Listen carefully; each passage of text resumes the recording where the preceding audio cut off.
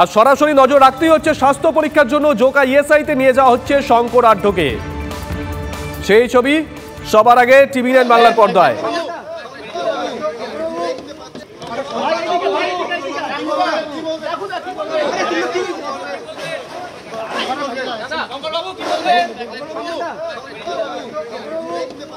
আমরা গতকালই দেখেছিলাম শঙ্কর আঢ্যর বাড়িতে সকাল সকাল পৌঁছে যান ইডি আধিকারিকরা, তারপর টানা জিজ্ঞাসাবাদ, রাতে গ্রেপ্তার এবং মধ্যরাতে নিয়ে আসা সিজিওতে। আর এখন সিজিও থেকে স্বাস্থ্য পরীক্ষার জন্য তাকে ইএসআই জোকাতে নিয়ে যাওয়া হচ্ছে। সুপ্রিয়া আমাদের সঙ্গে রয়েছেন আমাদের সহকর্মী। সুপ্রিয়া, বডি ল্যাঙ্গুয়েজ কি দেখলে?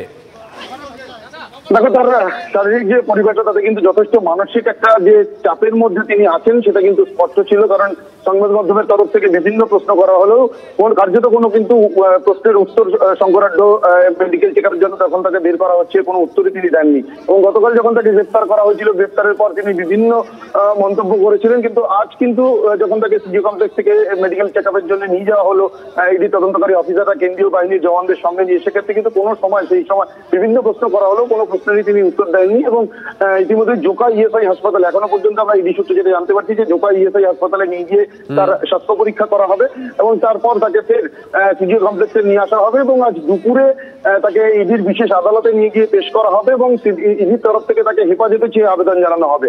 এবং সেক্ষেত্রে এখনো পর্যন্ত আমরা যেটা জানতে পারছি, একদিকে যেমন এই শঙ্কর আঢ্য তাকে যখন গতকাল ম্যারাথন তল্লাশি অভিযান এবং জিজ্ঞাসাবাদের পর ইডি গোয়েন্দারা রেশন বন্টন দুর্নীতি মামলায় গ্রেপ্তার করে এবং তাকে যখন বাড়ি থেকে বের করে নিয়ে আসা হচ্ছিল, সেই সময় ইডির উপর গাড়ির উপরে যে হামলা বা বিক্ষোভ দেখানোর মতন পরিস্থিতি তৈরি হয়েছিল, সেই বিষয়টাকে আজকে আদালতে ইডির তরফ থেকে আইনজীবী মারফত তুলে ধরা হবে এবং সেখানে কোথাও গিয়ে আবারও কিন্তু শঙ্কর আঢ্যকে প্রভাবশালী হিসেবে দেখানোর একটা তথ্য বা তার সামনে তুলে ধরবেন এমনটাও আমরা জানতে পারছি। এবং তার পাশাপাশি এখনো পর্যন্ত এই রেশন বন্টন দুর্নীতিতে শঙ্কর আঢ্য তার কি ভূমিকা রয়েছে বা তিনি কিভাবে লাভবান হয়েছিলেন বা তার সঙ্গে প্রাক্তন খাদ্যমন্ত্রী জ্যোতিপ্রিয় মল্লিকের কি যোগসূত্র ছিল, এবং এখানেই কিন্তু একটা সংস্থার নাম উঠে আসছে শঙ্কর আঢ্যর, যে আঢ্য ফরেক্স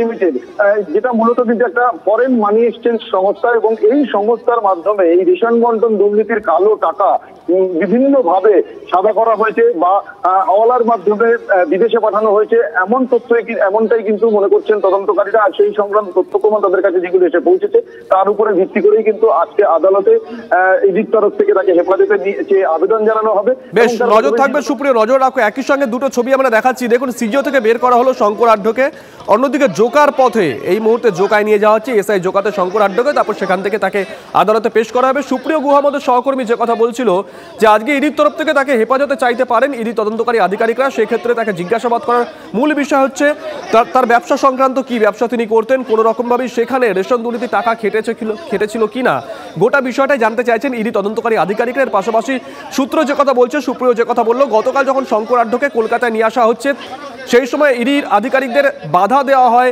শঙ্কর আঢ্যর অনুগামীদের তরফ থেকে। সেই বিষয়টা আজকে আদালতে উল্লেখ করতে পারেন ইডির আইনজীবী অরিত্র আমাদের সঙ্গে রয়েছেন। অরিত্র, সেই গাড়ি ফলো করছে। অরিত্র, কোথায় পৌঁছলো গাড়ি? দেখো, এই মুহূর্তে সিজিও কমপ্লেক্স থেকে শঙ্কর আঢ্য তাকে বের করে নিয়ে যাওয়া হয়েছে ইস্টার্ন মেট্রোপলিটন যে বাইপাস, এই বাইপাসের উপরে এই মুহূর্তে গাড়ি পৌঁছে গিয়েছে। দেখো, যেটা ইডি সূত্রে জানা যাচ্ছে যে তাকে প্রথমে জোকা ইএসআই হাসপাতালে নিয়ে যাওয়া হবে এবং সেখানেই কিন্তু তার মেডিকেল এবং তারপরে আদালতে পেশ করা হবে। তবে শুভজিৎ, একটা লক্ষণীয় বিষয় তোমাকে বলতেই হয়, এর আগে যে ছবিতে আমরা দেখেছিলাম মেডিকেলের ক্ষেত্রে যারা প্রভাবশালী রয়েছেন সেক্ষেত্রে নিরাপত্তা ব্যবস্থা কিছুটা আলগা থাকলেও গতকালকের যে ঘটনা, পরপর দুবার একই দিন এনফোর্সমেন্ট ডিরেক্টরেটের উপর আক্রমণ, সেই ঘটনার পরে কিন্তু আজকে নিরাপত্তাটা অনেকটাই বাড়িয়ে দেওয়া হয়েছে, যেখানে 4 থেকে 5 জন কেন্দ্রীয় বাহিনী নিয়েই আগে মেডিকেল বা কোর্ট প্রোডাকশনে যেত এনফোর্সমেন্ট ডিরেক্টরেট, আজকে সেই জায়গায় দাঁড়িয়ে 10 থেকে 12 জন কেন্দ্রীয় বাহিনী তাদেরকে কিন্তু সঙ্গে রেখেছেন এনফোর্সমেন্ট ডিরেক্টরেটের আধিকারিকেরা। তার কারণ গতকালের যে ঘটনা, সেই ঘটনার পর কিন্তু নিরাপত্তা ব্যবস্থা আঁটোসাঁটো করা হয়েছে ইডির তরফ থেকে এবং পুরো নিরাপত্তার কনভয়ের মধ্যে দিয়ে কিন্তু শঙ্কর আঢ্যকে নিয়ে যাওয়া হয়েছে। উল্লেখ্যভাবে তোমাকে বলে রাখি, আজকে সকালেই শঙ্কর আঢ্যর পরিবারের লোকজন তার সাথে দেখাও করতে এসেছিলেন এবং যেহেতু তারা একদম কাক ভরে এসে উপস্থিত হয়েছিলেন ইডির আধিকারিকরা, সেই সময় হ্যাঁ, শঙ্কর আঢ্যর স্ত্রী এবং তার কন্যা এবং তার পুত্র 3 জন এসেছিলেন। এছাড়াও পরিবারের আরও 1-2 ব্যক্তিও তারা ছিলেন। যেটা জানা যাচ্ছে যে যেহেতু সকালে এনফোর্সমেন্ট ডিরেক্টরেটের আধিকারিকরা অফিসে উপস্থিত ছিলেন না, সেই কারণে তাদের সাথে কিন্তু দেখা করতে দেওয়া হয়নি। যেটা ইডি সূত্র মারফত জানা যাচ্ছে যে আদালতে যখন পেশ করা হবে সেই সময়ই হয়তো পরিবারের সাথে দেখা করতে পারবেন ছিলেন শঙ্কর আঢ্য। এছাড়াও তার পরিবারের যেটা অভিযোগ মূলত গতকালকের ঘটনা এবং গ্রেপ্তারি নিয়ে, যে এই শঙ্কর আঢ্যকে চক্রান্ত করে পরিকল্পনা করে ফাঁসানো হচ্ছে, কিন্তু কে বা কারা ফাঁসাচ্ছেন সেই বিষয়টি তারা জানেন না। তার যে পরিবার এসেছিলেন তারা কি ক্যামেরার সামনে কেউ মুখ খুলেছেন আজকে? এবং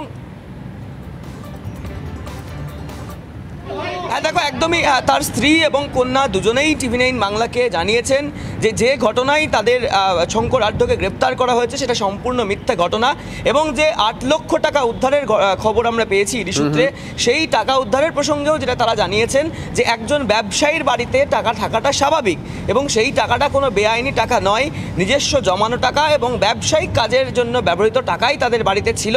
এর সাথে কোনো রকম লেনদেন, বেআইনি লেনদেন বা রেশন দুর্নীতির কোনো সম্পর্ক নেই। সঙ্গত চরিত্র শঙ্কর আঢ্যর মেয়ে ঠিক কি জানিয়েছেন আজকে সকালে TV9 বাংলা ক্যামেরার সামনে, শোনাই একবার। অবশ্যই চক্রান্ত, এটা পলিটিক্যালি আমাদের ফাঁসানো হচ্ছে, যেটার ভিত্তিতে বাবাকে নিয়ে যাওয়া হয়েছে সেটা নিয়ে আমাদের কোনো মিল নেই, লেনদেন নেই কোনো কিছুতে। তো অবশ্যই চক্রান্ত। আমরা আবদার করব আইনকে যাতে ঠিকঠাকভাবে এটা তদন্ত করে, সঠিক বিচার যাতে এগোয়। না, সেটা ওনাদের বাড়ির থেকে হয়নি। এটা তো আমাদের থাকতেই পারে, একটা ন্যাচারাল বাড়িতে থাকে, এটা নিয়ে কোনো কথা না। যেই লিগ্যাল ভিত্তিতে যেটা দেখানো হচ্ছে, যেটার জন্য ধরা হয়েছে, সেটার সাথে আমাদের কোনো লেনদেন নেই। মল্লিকের সাথে যোগাযোগ বা ওনার সাথে কোনো রকম না, পলিটিক্যালি তখন রাজনীতি করতো, সব কাউন্সিলররা চেয়ারম্যানকে নিয়ে যেত, ব্যাস ওইটুখানি। ওনাকে কে না চেনে? না, এইসব কিছু না, ব্যাস এইটুখানি।